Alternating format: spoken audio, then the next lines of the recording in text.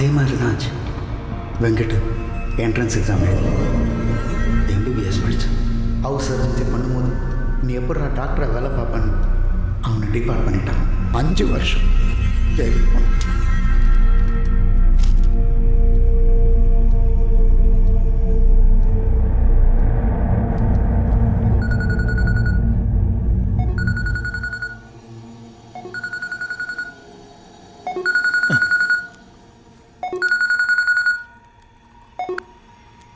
Sir ഡേട്ടാ, നമ്മൾ അന്വേഷിക്കുന്ന criminal വെങ്കടല്ല, പ്രസാദാണ്.